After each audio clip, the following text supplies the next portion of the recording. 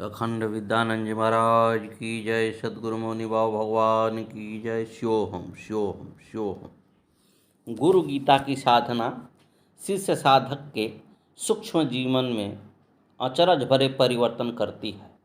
इससे अकट्य कर्म कटते हैं, अमिट संस्कार मिटते हैं, दुस्तर दुर्योग महासंकट विनाशक प्रारब्ध गुरु भक्त साधक को नहीं व्यापते।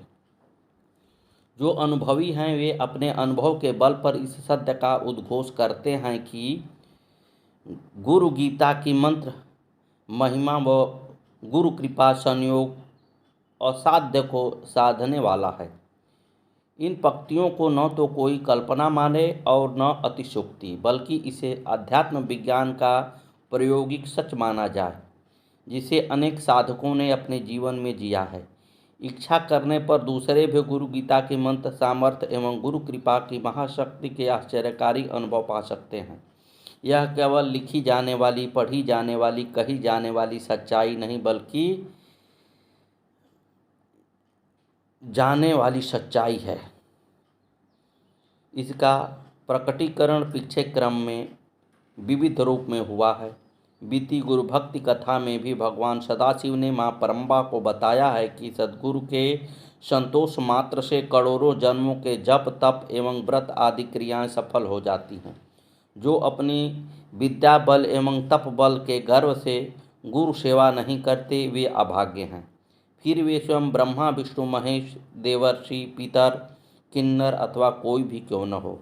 यही नहीं, सिद्धाचारण यक्ष एवं मुनिजन भी गुरु सेवा रहित होने पर हतभाग्य ही कहे जाएंगे। गुरु भाव ही परम तीर्थ है। इसके बिना अन्य सारे तीर्थ निरर्थक हैं। शास्त्र सम्मत सच यही है कि सारे तीर्थ सद्गुरुदेव के पांव के अंगूठे में आश्रय ग्रहण करते हैं। गुरु गीता का जप मनुष्य को विजय देता है, उसे इस साधना से अनंत फल मिलता है। इसलिए उचित यही है कि मनुष्यहीन कर्मों का त्याग करके, सभी अधम स्थानों का परित्याग करके इस श्रेष्ठ जप को करे। सद्गुरुदेव भगवान की जय। श्री मौनी बाबा भगवान की जय। इस प्रकरण को आगे बढ़ाते हुए भगवान भोलेनाथ कहते हैं, जपम हीनासनं कुर्वन् हीन कर्म फलप्रदम गुरु गीता प्रयाणेवां संग्रामे रिपु संकटे जपं जयमाप्नोति मरणे मुक्तिदायकं सर्वकर्म च सर्वत्र गुरुपुत्रस्य सिद्ध्यति इदं रहस्यं नो वाच्यं तवाग्रे कथितं मयां सुगोप्यं च प्रत्नेनं मम त्वं च प्रियात्वीत्। गुरु गीता का हीन आसन में जप करने पर हीन फल मिलता है। प्रस्थान काल में संग्राम के समय शत्रु संकट होने पर इसका जप प्रयोग करने पर निश्चित ही जप लाभ मिलता है। मरण समय गुरु गीता का मंत्र चिंतन मोक्ष प्रदाता है। गुरु गीता की ही भांति गुरुपुत्र से कराई गई सभी आध्यात्मिक प्रक्रियाएं सब भांति सिद्धि देने वाली हैं। भगवान महादेव माँ पार्वती से कहते हैं, हे देवी, तुम मेरा प्रिय करने वाली हो, इसलिए गुरु गीता का यह रहस्य ज्ञान मैंने तुम्हारे सामने प्रकट किया है। इसे किसी और के सामने प्रकट करना ठीक नहीं है। इसे यत्नपूर्वक गोपनीय रखना चाहिए। भगवान शिव के इन वचनों में न केवल गुरु गीता के मंत्र महिमा का बखान है, बल्कि इनके कई रहस्यमय प्रयोगों का संकेत भी है। ऐसे रहस्यमय प्रयोग जो प्रस्थान काल, संग्राम एवं शत्रु संकट उपस्थित होने पर किए जाते हैं। मरण समय में गुरु गीता का पाठ मोक्षदायी है। इस दिनों इन सभी रहस्य प्रयोगों को जानने वाले लगभग नहीं के बराबर हैं। कहा जाता है कि कुछ शताब्दी पूर्व गायत्री के परम साधक विद्यारण्य गुरु गीता के रहस्यों के अनुभवी जानकार थे। उन्होंने कई विराट अवसरों पर इनके प्रयोग से अपने शिष्यों को आश्चर्यजनक सफलता दिलाई। जिन्होंने इतिहास के पृष्ठ पलटे हैं वे स्वामी विद्यारण्य एवं उनके पराक्रमी शिष्य हरिहर और बुक्का की कथा से परिचित होंगे। इन शिष्यों ने गुरु कृपा के बल पर विजयनगरम साम्राज्य की स्थापना की थी। साधारण सैनिक से साम्राज्य संस्थापक सम्राट का गौरव दिलाने में स्वामी विद्यानंद की आध्यात्मिक शक्ति की महिमा महनीय भूमिका रही है। साम्राज्य स्थापना के दिनों में हरिहर एवं बुक्का को बड़े कठिन एवं जटिल संघर्ष झेलने पड़े। कई बार वह मृत्यु संकट से बचकर निकले। शत्रुओं के घातक एवं संहारक अस्त्रों से उन्हें बचते देखकर अनेकों बार लोग चकित हुए, पर हरिहर और बुक्का का आत्मविश्वास हमेशा इन कठिन घड़ियों में बढ़ा चढ़ा रहा। एक बार ऐसे ही भीषण संग्राम में दोनों भ्राता शत्रुओं की बड़ी सेना से अचानक घिर गए। इनके साथ केवल अंगरक्षक सैनिक थे। अंगरक्षक सैनिकों की यह छोटी सी टुकड़ी भला विशाल शत्रु सेना का क्या करती। स्थिति यह थी कि अंगरक्षक स्वयं को मिटाकर भी अपने महाराज भ्राताओं को बचा नहीं सकते थे। अंगरक्षक सैनिकों का धैर्य जाता रहा। इनमें से कई तो फूट फूट कर रोने लगे।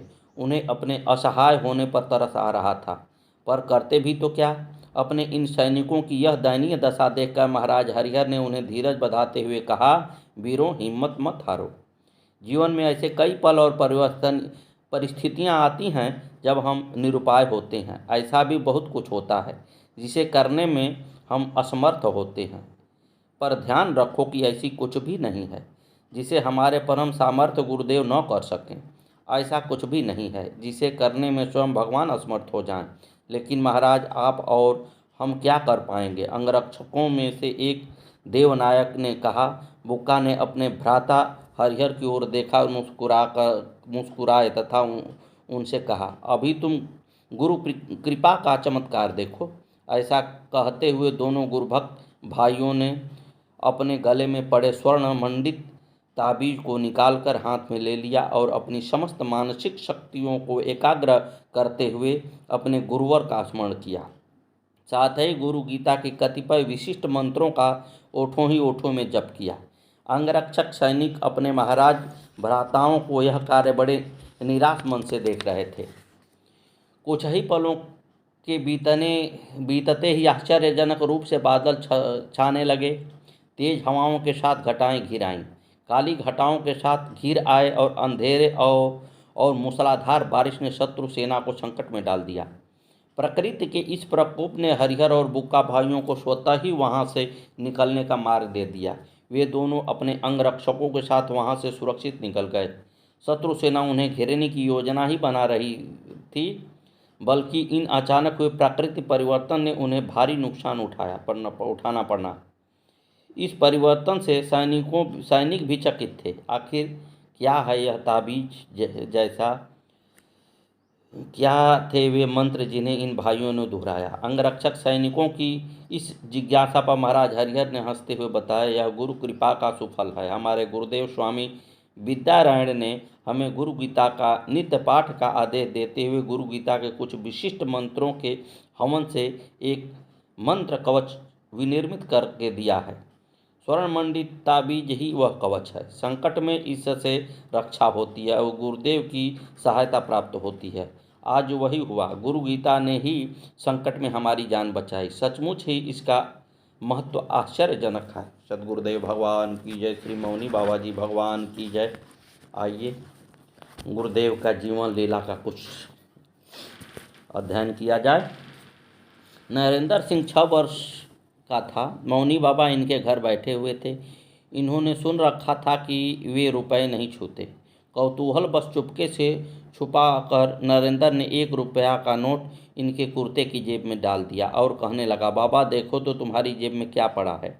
मौनी बाबा ने हंसकर इनके पिताजी को बुलाया और कहा, देखा हो राजेंद्र, ये हमारे जेब में का डाले हो। पिताजी ने हाथ डालकर निकाला तो 1 रुपये का नोट निकला। मौनी बाबा मुस्कुरा कर कहने लगे, अरे ये हमार टेस्ट ले हो कि हम रुपया छुई कि ना छुई, ये तो बटियानंद है। लगभग 1998-99 की बात है। नरेंद्र सिंह बहुत बीमार हो गए। डॉक्टरों ने पीलिया बताया और 3 महीने से इलाज चल रहा था। 1 महीने से तो यह कुछ खा भी नहीं पा रहे थे और इनकी हालत बड़ी नाजुक हो गई थी। एक दिन रात को इन्हें लगा कि मौनी बाबा बुला रहे हैं। अगले दिन सुबह यह जटपुरा आश्रम मौनी बाबा के पास पहुँचे। वहाँ खाने में खीर पूड़ी वगैरह बनकर आई। भोजन करना तो दूर, इन्हें तो भोजन देखकर ही उल्टी आती थी। उन दिन अपनी थाली से उठाकर मौनी बाबा ने इनको 1 पूड़ी दी और कहा, ले पूड़ी खाई हो कहीं पीलिया ना हुई हो। गुरुदेव की आज्ञा पालन हेतु इन्होंने पूड़ी लेकर खा ली और फिर तो ऐसी भूख लगी कि 8-10 पूड़ी खा ली। ये बिल्कुल ठीक हो गए और फिर कोई ऐसी गंभीर बीमारी न हुई जो खाट पकड़नी पड़े। जब इनके पिताजी का निधन हुआ तो इन्हें इतना धक्का लगा कि पागल से हो गए। एक दिन छत पर से कूद पड़े। घर में कुछ लोगों का विचार बना कि इन्हें किसी जानकार के पास ले जाया जाए, परंतु मौनी बाबा ने अनुमति नहीं दी और कहा कि कहीं मत ले जाना, ठीक हो जाए। फिर घर वाले कहीं नहीं ले गए। मौनी बाबा के कहे अनुसार ये कुछ समय में ठीक हो गए और इनका सारा पागलपन दूर हो गया। श्री मौनी बाबा भगवान की जय हो। यह घटना 6-7 जुलाई 2014 की है। संध्या को सरकारों को भोग लग रहा था। भोग में बर्फ़ी, टाफ़ी, कचरी, नमकीन तथा जल वगैरह था। सबको भोग लगाया गया। जब भोग उठाना प्रारंभ हुआ तो देखा गया कि पहलवान सरकार का सारा भोग दूध हो गया है। यह घटना सभी ने प्रत्यक्ष अपने आंखों से देखी। सद्गुरुदेव भगवान की जय। जब मौनी बाबा इधर आए थे, वे कबीरपंथी भजन गाया करते थे। वे कभी कभी भोजताल से इधर घूमने आया करते थे। सूरजपाल सिंह बालक थे। उनको देखकर महात्मा होना चाहते थे, परंतु मौनी बाबा ने इनको बहलाकर इसकी अनुमति नहीं दी। इनके चक पर पिताजी ने उनकी कुटी डाल रखी थी। वहीं इन्होंने 1-2 वर्ष मौन भी देखा। वे त्यागी महात्मा थे और उन्होंने कभी पैसा न छुआ। वे एक अचला पहना करते थे। एक बार जाड़े में इनके ताऊ जी ने उनको एक रजाई दी। मौनी बाबा ने स्वीकार कर ली, परंतु अगले ही दिन किसी गरीब को दे दी कि भजन में भंग पड़ी हो। वे मसले में भिक्षा लेते थे, चाहे कोई सब्जी दे, दूध दे, वे सब मसले में मिला लेते थे। वे सच्चे साधु थे, स्वादु न थे। इन्होंने कभी उन्हें नहाते नहीं देखा, परंतु उनका शरीर हमेशा स्वच्छ ही देखा। उनमें से एक अजब सी खुशबू आती थी। जब भी इन क्षेत्र में आफत मुसीबत आती, उन्होंने ही बचाया। उनके रहते यहाँ कभी ओले नहीं पड़े। एक बार यहाँ सूखा पड़ा, बारिश नहीं हो रही थी। लोगों ने मौनी बाबा से वर्षा के लिए प्रार्थना की तो वे तपने बैठे। सैयद बाबा की मजार के पास एक रेत का खेत था, वहीं मौनी बाबा तपने को बैठ गए। सुबह से बैठे बैठे शाम हो गई, पर कहीं बादल न बदरिया।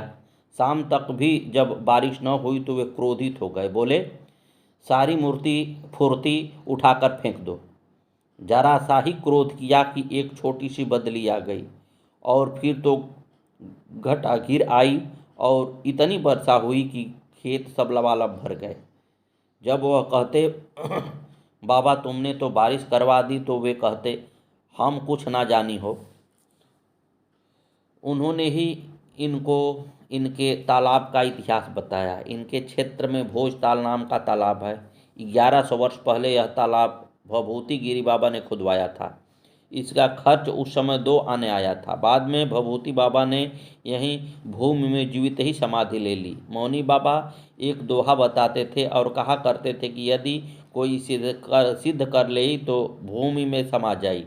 धरती माता तू बड़ी, तुमसे बड़ा न कोई, दिगंबर औलिया सब कोई दबकत लोए। उन्होंने न कभी कोई दिखावा किया, न कुछ लिया। ऐसा कोई नहीं दिखाई देता। वे साक्षात साईं थे। सद्गुरुदेव भगवान की जय। मौनी बाबा जब इधर आए तो 1 वर्ष वाल्मीकि परिवार में रहे और वहीं खाया है। ईश्वरिया नामक एक स्त्री उन्हें बड़े प्रेम से भोजन कराती थी। 1 वर्ष उपरांत ही वे वहाँ से यहाँ आए। इधर ही सुदेशपुर नामक मुसलमानों का गांव है, जहां मौनी बाबा कभी कभी भिक्षा करने जाया करते थे। उस गांव में अपने मुसलमान भक्तों में भी वे बड़े प्रेम करते थे। एक बार शंकरपाल सिंह बहुत बीमार पड़ गए। बुखार खांसी रहा करता था, जिसका बहुत इलाज कराया गया, परंतु दवा बंद करते ही फिर से बीमार पड़ जाते। मौनी बाबा बगियाने आश्रम आए हुए थे। उस समय वहाँ के सेवादार मौनी बाबा से मिलने की बहुत रोकथाम रखा करते थे। उनको भी रोका गया, लेकिन वह मौका देखकर कुछ ज़बरदस्ती ही करके भीतर घुस गए। मौनी बाबा ने पूछा, हाँ क्या बात हो? तब उन्होंने निवेदन किया कि बाबा मैं बीमार हूँ। वे बोले, अरे तो पढ़वा ले जाई हो ठीक हो जाई। मौनी बाबा के कहे अनुसार ये जल पढ़वा कर ले गए और पहला ही घूंट पिए कि पीने के साथ वह स्वस्थ हो गए। जब से ठीक हो गए तो 2 महीने पश्चात अपने छोटे भाई से मिलने दिल्ली गए। भाई शराब और मीट लेकर आया और भाई के साथ साथ इन्होंने भी खाया पिया। वहाँ से लौटकर जब ये वापस मौनी बाबा के सामने हाजिर हुए तो उन्हें देखते ही वे कहने लगे, अरे जल पढ़वा ले जाई हो ठीक हो जाई हो, फिर दारू पी ले ही हो, मीट खा ले ही हो। इन पर तो जैसे घड़ों पानी पड़ गया। इस दिन से जो शराब और मीट छोड़ा तो फिर कभी हाथ नहीं लगाया। इनके साथ इनके गांव के सूरजपाल ने भी निरामिष भोजन का परित्याग कर दिया। सद्गुरुदेव भगवान की जय, श्री मौनी बाबा जी भगवान की जय। आगे की कथा कल।